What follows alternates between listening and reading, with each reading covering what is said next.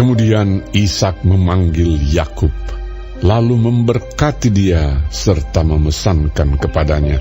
Katanya, "Janganlah mengambil istri dari perempuan Kanaan. Bersiaplah, pergilah ke Padan Aram, ke rumah Betuel, ayah ibumu, dan ambillah dari situ seorang istri dari anak-anak Laban, saudara ibumu. Moga-moga Allah yang Maha Kuasa memberkati engkau, membuat engkau beranak cucu, dan membuat engkau menjadi banyak, sehingga engkau menjadi sekumpulan bangsa-bangsa. Moga-moga Ia memberikan kepadamu berkat yang untuk Abraham, kepadamu serta kepada keturunanmu, sehingga engkau memiliki negeri ini yang kau diami sebagai orang asing, yang telah diberikan Allah kepada Abraham." Demikianlah Ishak melepas Yakub, lalu berangkatlah Yakub ke Padan Aram, kepada Laban anak Betuel, orang Aram itu, saudara Ribka, ibu Yakub dan Esau. Ketika Esau melihat bahwa Ishak telah memberkati Yakub dan melepasnya ke Padan Aram untuk mengambil istri dari situ, pada waktu ia memberkatinya, ia telah memesankan kepada Yakub, "Janganlah ambil istri dari antara perempuan Kanaan." Dan bahwa Yakub mendengarkan perkataan ayah dan ibunya dan pergi ke Padan Aram. Maka Esau pun menyadari bahwa perempuan Kanaan itu tidak disukai oleh Ishak ayahnya.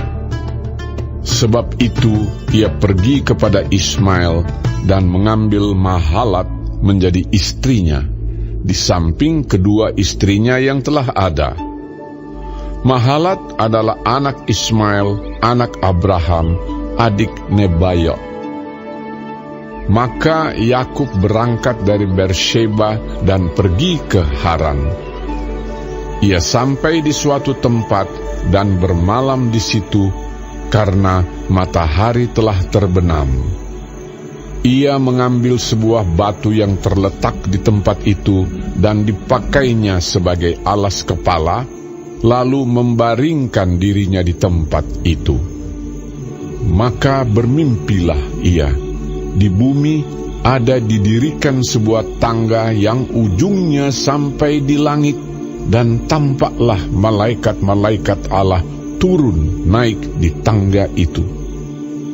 Berdirilah Tuhan di sampingnya dan berfirman, "Akulah Tuhan, Allah Abraham nenekmu, dan Allah Ishak. Tanah tempat engkau berbaring ini akan kuberikan kepadamu dan kepada keturunanmu. Keturunanmu akan menjadi seperti debu tanah banyaknya, dan engkau akan mengembang ke sebelah timur, barat, utara, dan selatan. Dan olehmu serta keturunanmu, semua kaum di muka bumi akan mendapat berkat. Sesungguhnya aku menyertai engkau, dan aku akan melindungi engkau kemanapun engkau pergi. Dan aku akan membawa engkau kembali ke negeri ini, sebab aku tidak akan meninggalkan engkau, melainkan tetap melakukan apa yang kujanjikan kepadamu."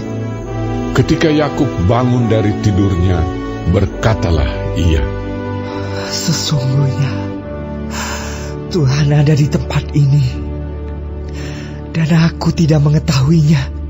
Ia takut dan berkata, "Alangkah dahsyatnya tempat ini. Ini tidak lain dari rumah Allah. Ini pintu gerbang sorga."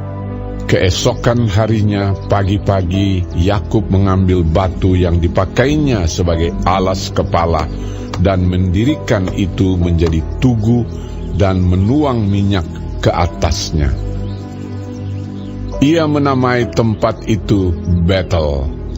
Dahulu nama kota itu Luz. Lalu bernasarlah Yakub. Jika Allah akan menyertai dan akan melindungi aku di jalan yang kutempuh ini, memberikan kepadaku roti untuk dimakan dan pakaian untuk dipakai, sehingga aku selamat kembali ke rumah ayahku, maka Tuhan akan menjadi Allahku. Dan batu yang kudirikan sebagai tugu ini akan menjadi rumah Allah. Dari segala sesuatu yang Engkau berikan kepadaku, akan selalu kupersembahkan 1/10 kepadamu.